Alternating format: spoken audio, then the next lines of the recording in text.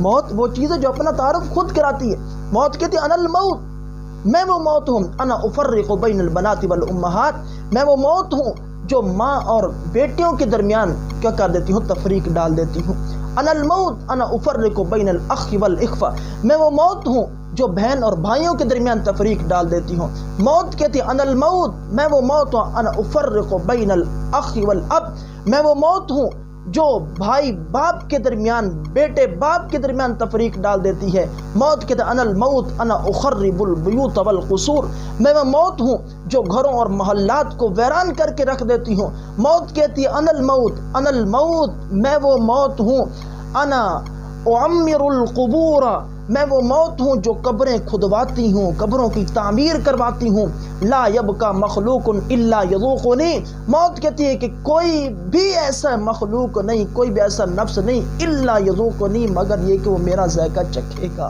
ان الحمد للہ الحمد لولیہ والصلاة لأہلها، اما بعد فاعوذ باللہ من الشیطان الرجیم، بسم اللہ الرحمن الرحیم.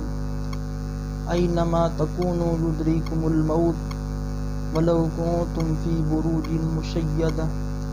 وقال اللہ تبارک وتعالی فی مقام آخر، اذا جاء اجلهم لا يستأخرون ساعة ولا يستقدمون. صدق اللہ العظیم، صدق رسوله النبی الکریم، ونحن على ذلك لمن الشاہدین والشاکرین، والحمد للہ رب العالمین. جناب زی وقار، قابل تعظیم و تکریم معزز سامعین، السلام علیکم ورحمۃ اللہ وبرکاتہ. میں نے آپ حضرات کے سامنے قرآن مجید فرقان حمید میں سے 2 آیات تلاوت کی. اللہ رب العزت سے دعا گو ہوں کہ مولا کائنات مجھے حق سچ بیان کرنے کی توفیق عطا فرمائے، اور ہم سب کو سوچ کر سمجھ کر عمل کرنے کی بھی توفیق عطا فرمائے. میرے دوستو، جو آیات میں نے آپ حضرات کے سامنے تلاوت کی، ان آیات کے اندر اللہ رب العزت نے موت کا تذکرہ فرمایا اور بتلایا کہ موت ایک اٹل حقیقت ہے. اللہ رب العزت نے جب انسانوں کو پیدا کرنے کا ارادہ فرمایا تو فرشتوں کے سامنے اس کا تذکرہ فرمایا کہ میں انسانوں کو پیدا کرنے لگا ہوں زمین کے اندر. تو فرشتوں نے عرض کی کہ اے اللہ، اتنی چھوٹی سی زمین کے اندر اتنے زیادہ انسانوں کو آپ کیسے رکھیں گے، کیسے بسائیں گے؟ تو اللہ رب العزت نے فرمایا کہ جس طرح میں انسان کو زندگی عطا کروں گا، اس کو پیدا کروں گا زمین کے اندر، اسی طرح اس کو اپنی طرف بلانے کے لیے، اپنی طرف انتقال کے لیے میں موت بھی پیدا کروں گا. جس طرح زندگی کے اندر آنے کے لیے اس کی پیدائش کروں گا، پیدائش کا ایک ذریعہ اور مرحلہ ہوگا، اسی طرح ہماری طرف لوٹنے کے لیے میں موت کو پیدا کروں گا. تو فرشتوں نے کہا اے کریم اللہ، پھر تو انسان کی زندگی جو ہے وہ ناخوشگوار ہو کر رہ جائے گی، پھر تو اس کی زندگی میں ہر وقت موت کا ہی فکر ہوگی، موت کا ہی تصور ہوگا، پھر تو اس کی زندگی جو ہے وہ بے مزہ ہو کر رہ جائے گی. اس زندگی کے اندر اس کو معاش، اس کو کمانا بھی ہے، اپنی روزی بھی کرنی ہے، اور اس کے علاوہ دنیا کے دوسرے معاملات ہیں وہ بھی کرنے ہیں. وہ تو ساروں کو چھوڑ کر صرف ایک ہی فکر، موت کی فکر میں لگ کر بیٹھ جائے گا. تو اللہ رب العزت نے فرمایا جس طرح میں انسان کو پیدا کروں گا، جس طرح میں اس کو موت دوں گا، اسی طرح ان دونوں چیزوں کے ساتھ ساتھ اور ان دونوں چیزوں کے درمیان، پیدائش اور موت کے درمیان، ایک تیسری چیز کو پیدا کروں گا، اور وہ چیز امید ہے. کہ میں امید کو پیدا کروں گا کہ انسان اس امید کے سہارے جو ہے اپنی زندگی گزاریں گے، اس امید کے سہارے اپنے روزی کمائیں گے، اس امید کے سہارے اپنے دنیا کے جو دوسرے معاملات ہوں گے ان کو طے کریں گے اس امید کے سہارے. تو اللہ رب العزت نے اس امید کو جو پیدا کیا وہ ضروریات کو پورا کرنے کے لیے کیا، جبکہ ہم نے اسی امید کو لے کر اپنی خواہشات کو پورا کرنا شروع کر دیا. یہی امید ہے کہ جی ہم ابھی تو جو ہے لڑکپن کی عمر میں ہیں، جوانی کی عمر میں ہیں، اس کے بعد جو ہے جو کرنے ہم کر لیں، بڑھاپا ہوگا، بڑھاپے کے بعد جو ہوگی موت ہوگی. نہیں، یہ ایک ہماری خواہشات کے تلے دبی ہوئی امید جو ہے، اس امید کے تحت جو ہے ہم یہ ساری چیزیں کر رہے ہیں. جبکہ دنیا میں آنے کا تو طریقہ ہے کہ دنیا میں آنے کا طریقہ ہے کہ پیدائش ہوگی، بچہ ہوگا، لڑکپن ہوگا، جوانی ہوگی، جبکہ دنیا سجانے کا کوئی طریقہ نہیں۔ ہو سکتا ہے کہ دادا موجود ہے پوتا چلا جائے، ہو سکتا ہے کہ باپ موجود ہے بیٹا چلا جائے، تو دنیا میں آنے کی تو ترتیب ہے، دنیا سے جانے کی کوئی ترتیب نہیں۔ میرا رب جس کو چاہے جس وقت چاہے وہ بچپن کے اندر ہے تب بھی وہ بلا سکتا ہے، جوانی کے اندر ہے تب بھی وہ بلا سکتا ہے، بڑھاپے کے اندر ہے تب بھی بلا سکتا ہے۔ تو محل استشہاد یہ ہے کہ دنیا میں آنے کی تو ترتیب ہے، دنیا میں جانے کی ترتیب نہیں کہ بندہ اس کو امید لگا کر بیٹھ جائے کہ جی ابھی تو جوانی ہے، ابھی بڑی عمر پڑی ہے، جو کرنا ہے کر لیں، جب قریب آئیں گے بوڑھے ہوں گے تو توبہ کر لیں گے۔ نہیں، دنیا میں آنے کی ترتیب ہے، دنیا میں جانے کی ترتیب نہیں۔ کتنی دفعہ ہوتا ہے کہ دادا موجود ہے اور پوتا چلا گیا، باپ موجود ہے بیٹا چلا گیا۔ اس کی میں ایک مثال آپ کے سامنے رکھ دیتا ہوں کہ امریکہ کے اندر ایک مسلمان ایماندار دیانتدار جو تھا، ایک ہوٹل کے اندر وہ کام کیا کرتا۔ چند دن اس کی چھٹی ہوئی تو اس کی جو مالکن تھی، عورت تھی، اس نے پوچھا کہ وہ بزرگ کہاں گیا، تو اس کو بتایا گیا کہ جی اس بزرگ کا بیٹا فوت ہو گیا ہے اس لیے وہ چھٹی پر ہے۔ تو وہ عورت اس کے گھر گئی اور گھر جا کر اس سے حال حوال کیا اور اس کو تسلی دی۔ تو اس وقت اس بندے نے آسمان کی طرف ہاتھ اٹھا کر کہا کہ میں اللہ پر راضی ہوں، میں رب کی رضا پر راضی ہوں۔ اس کے بعد وہ عورت واپس آ گئی، چند دن گزر گئے، کچھ دن گزرے، اس کے بعد پھر عورت نے پوچھا کہ وہ بزرگ نہیں آ رہا۔ پھر اس کو بتایا گیا کہ جی اس کی جو بیٹا فوت ہوا تھا، بیٹے کی بیگم، اس کی بہو وہ فوت ہو گئی اپنے خامد کے غم کی وجہ سے۔ تو پھر وہ عورت گئی اس کے پاس، تو وہ رونے بھی لگا اور آسمان کی طرف اشارہ کر دیا کہ میں اللہ پر راضی ہوں، رب کی رضا پر میں راضی ہوں۔ تو اس کے بعد پھر وہ عورت واپس آ گئی۔ پھر چند دنوں بعد اس نے اس وقت کہہ بھی دیا کہ میں چند دنوں کے بعد ہوٹل کے اندر آ جاؤں گا، ٹھیک ہے، کام پر میں لگاتار لگ جاؤں گا چند دنوں کے بعد۔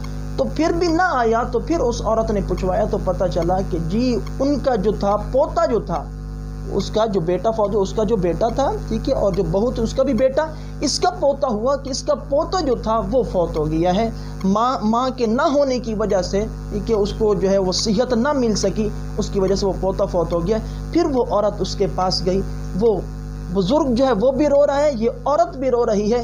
اس وقت بھی اس بزرگ نے آسمان کی طرف اشارہ کر کے کہا کہ میں اللہ کی رضا پر راضی ہوں، میں اللہ پر خوش ہوں، اس کے فیصلے وہ درست ہیں۔ تو اس وقت عورت جو تھی اس کے صبر کو دیکھ کر، اس کے یقین کو دیکھ کر اسی وقت مسلمان ہو گئی۔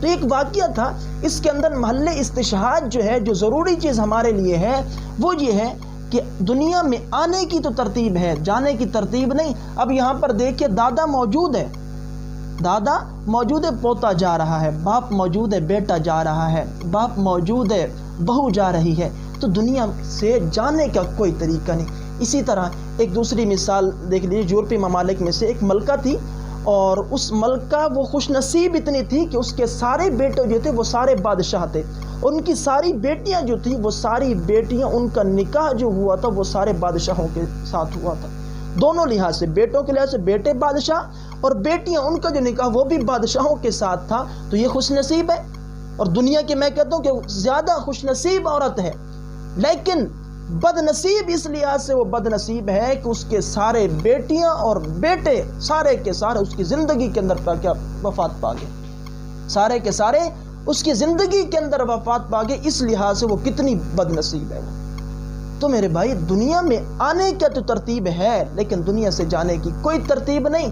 میرے رب جب جس کو چاہے اس کو بلا۔ تو میرے بھائی موت ہے یہ ایک اٹل حقیقت ہے جس کا کوئی بھی منکر اس کائنات کے اندر موجود نہیں، ہر چیز پر منکر موجود ہیں، حتیٰ کہ خدا تعالیٰ کی ذات کے بھی منکر موجود ہیں۔ اس وقت دنیا کی آبادی زمین پہ وہ 7 ارب کے قریب ہے، اور 7 ارب میں سے تقریباً 80% لوگ ہیں وہ خدا تعالیٰ کے وجود کو مانتے ہیں، اور ان میں سے 20% لوگ وہ خدا تعالیٰ کے وجود کے بھی منکر ہیں، خدا تعالیٰ کے وجود کے بھی منکر۔ دوسرے لحاظ سے دیکھیں تو ہر 7واں بندہ وہ خدا تعالیٰ کا منکر ہے، اللہ تعالیٰ کے وجود کو نہیں مانتا۔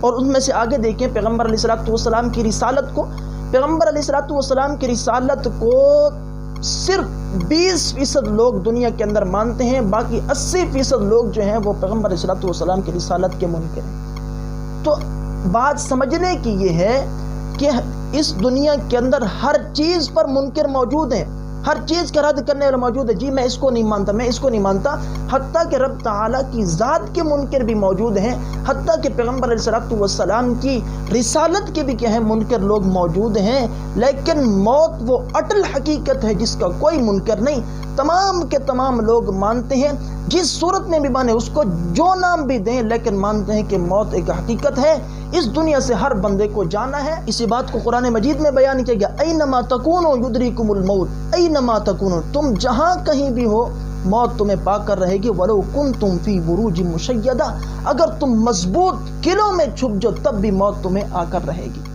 موت وہ اٹل حقیقت ہے جس کا نہ تو انکار کیا جا سکتا ہے اور نہ ہی اس سے کوئی بچ سکتا ہے۔ اسی طرح دوسری جگہ اللہ تبارک و تعالیٰ فرمائے کہ اذا جاء اجلہم، جب موت کا وقت آ جائے، لا یستأخرون ساعۃ ولا یستقدمون، تو نہ تو ایک لمحہ اس سے پہلے موت آ سکتی ہے اور نہ ہی ایک لمحہ اس سے بعد موت آ سکتی ہے۔ جس لمحے جس گھڑی میں موت متعین ہے کہ اسی گھڑی میں آنی ہے، اسی گھڑی میں موت آ کر رہے گی۔